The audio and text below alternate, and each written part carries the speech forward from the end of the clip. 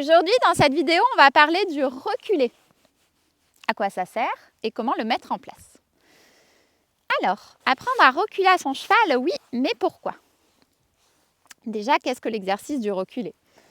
Le reculé, ça va être un exercice qui va apprendre à mon cheval à se coordonner au niveau de son corps. Il faut qu'il apprenne à s'organiser pour reculer, même si dans la nature, il est tout à fait capable de le faire de lui-même.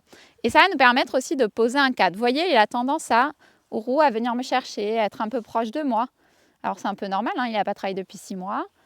Il voit bien sûr l'humain tous les jours qui vient s'occuper de lui, mais il n'a pas forcément plus d'interaction que ça. Donc là, il est en demande, comme on peut le voir. Je vais vous montrer les étapes pour apprendre à mon poulain à reculer. Je peux construire mon exercice du reculé de 2 manières. Sans rien, avec juste mon intention, ou avec ma cible. Je vais vous montrer les 2 manières de faire. On commence la séance. C'est parti. Je vais me mettre en face de lui. Moi, je vais poser une intention claire. Je vais le visualiser en train de reculer. Et finalement, je vais attendre et cliquer tout ce qui va dans le sens. Là, il m'a donné le pied, mais finalement, il a reposé en arrière. Donc, ça me convient. Tout ce qui va dans le sens, ça va être un report de poids vers l'arrière. Ok, là, il cherche, il bouge ses hanches, c'est pas ce que je veux. J'attends. Il me propose une jambette, c'est pas ce que je veux. Je vais me remettre en face de lui. Voilà. Et là, c'est super. Vous avez vu, il a mis l'antérieur en arrière. En plus de mon énergie et de mon intention, si vraiment ça ne fonctionne pas, donc là, si je suis patiente, ça fonctionne. Petit à petit, je vais construire l'exercice, 1 pas, puis 2 pas, puis 3 pas. Mais si vraiment il ne se passe rien, je peux. Donc ça, j'ignore, j'en veux pas. Oui, good boy. Donc là, finalement, j'ai mis une intention un peu plus poussée en faisant un petit pas vers lui, mais toujours sans contact physique. C'est bien, mon grand. Puis après, petit à petit, je vais demander plus. Je ne vais pas cliquer 1 pas, je vais en cliquer 2. Ouais. Oui. Bravo. C'est bien, mon loup. Ok. Ça, c'est la première manière de faire. La deuxième manière, donc le prérequis, c'est que mon cheval connaisse la cible. Je recommence la séance.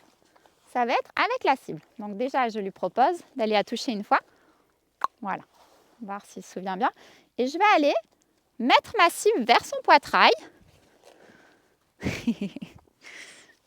Le laisser chercher un petit peu. Ok, là, vous voyez qu'il ne comprend pas, donc je vais me déplacer, me mettre à un autre endroit et mettre la cible vers son poitrail. Ok, il y a eu un petit report de poids. Je vais mettre de l'autre côté pour que vous voyez bien ce qui se passe sur le cheval, sur le poulain. Je mets la cible vers son poitrail. Oui!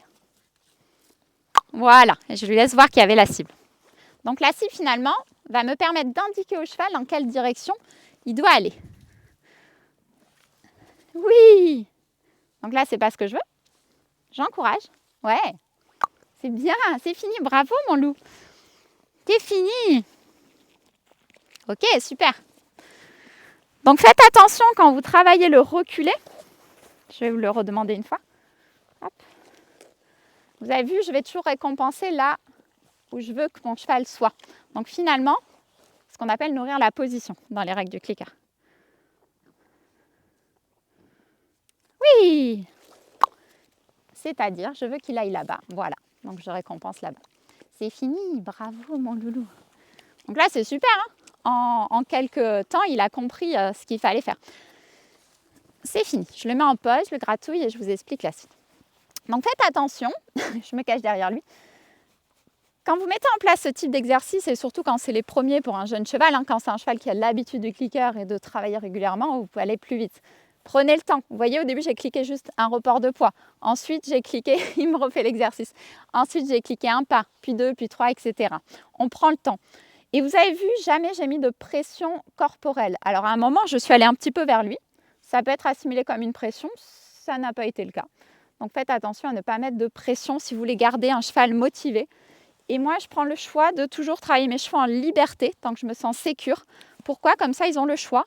Et surtout, si je fais une erreur, souvent, ils quittent la séance. Et là, je me dis, OK, j'ai mis trop de pression, il y a quelque chose que je n'ai pas bien fait. Donc, je vais pouvoir m'adapter.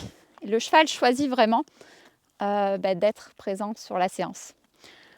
Voilà pour cette vidéo, j'espère qu'elle vous aura été utile. N'hésitez pas à suivre ma chaîne pour découvrir de nouvelles vidéos pour renforcer la relation et l'éducation avec votre cheval, peu importe son âge. À bientôt!